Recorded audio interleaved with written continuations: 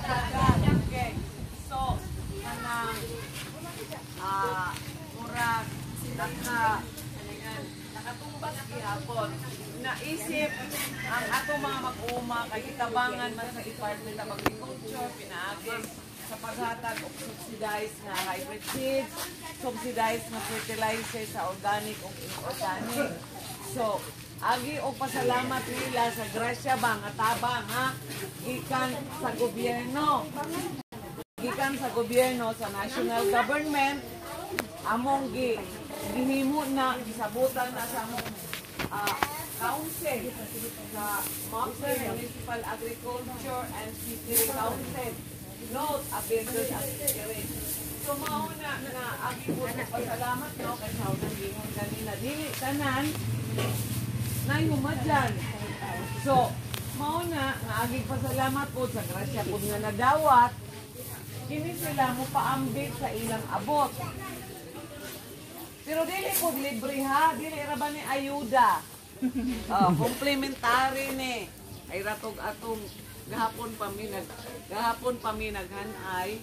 So mauni nga ang ani ini is nilungos nung mag-uuma nagkahiusa para sa barato nga bugas. Presyo sa barato nga presyo sa bugas kaya. So mauna dili pud ni kada buwan, dili pud ni kada semana, kundi kada cropping rani, kada human ba. Ang usa ka farmer nga nay usa ka hektarya mo paambit og usa ka sako, dili pipasi kundi bugas.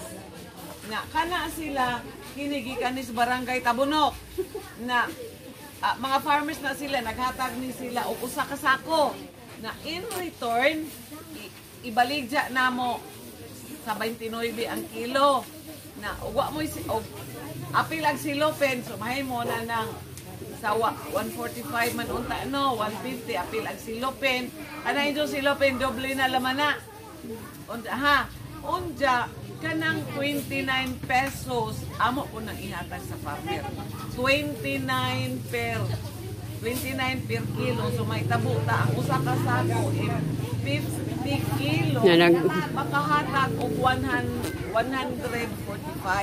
kana siya nga kwarta dili na amuon kundi ihatag po na sa mga uma nga tag-ija ni aning bugas no so kana sila wala na sila kana ilalig na sticker kana sila okay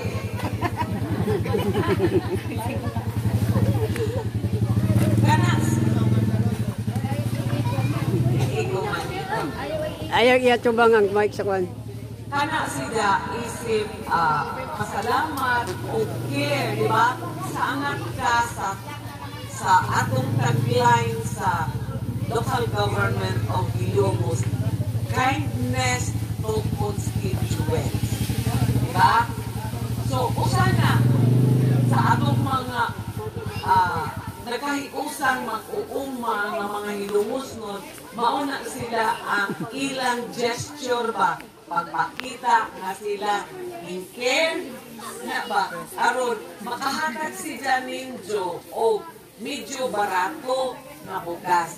Pero ang ato lamang, tungod kay limited man, kay ang atong hatagan sa mga kining barato nga mga bugas, katong mga barangay Upland, katong barangay sa Upland, naway humadyan, mauto siya o ang coastal area. Sa coastal area, nauna ang Bantige. O pwede, ang atong ihatag, dito na pwede, ang ato gadyong ibaligya ninyo 5 kilos na gadyod, ang maangay. Maadyo na lamang, hopefully atong iampo na sa sunod grabe, ang atong mga murag luag sa dughan ba nga mga mag-uuma mudaghan pa. Kay karon murag gadyog lisod pa. Kay kanang pagsugod lisod man. Mao man gani nga ang nanghatag sa bugas, mauni karon ang nagtakos. Mauni sila ang nagtimbang para makita nila ang kalipay sa uban nga nakapalit o medyo barato nga bugas no. Kaibaw man mo nga pag-harvest ni Ana, sige dyan kuwan, so dili dyan mo maka-expect na puti kaso ang atong bugas. Pero rest assured, ang ibaligya karon ang ibaligya karon nga 29 per kilo abot jud na karon na. So, mao na naman to musulti karon ang atong kagawad sa agriculture sa barangay Tahunok no. Na so, mao na daghang salamat no pero basin dili tama. Dili tanan ba matagal. Pero basta na ang kay kini ang karon is for barangay Bantigi o barangay Cantanudos. Pero mas daghan jud ang barangay Bantigi. Kaya mas daghan man mo o household nila. Okay. So kini ato first come first serve. Pero naamoy ni size kasako. Okay. Atong buntag ug salamat.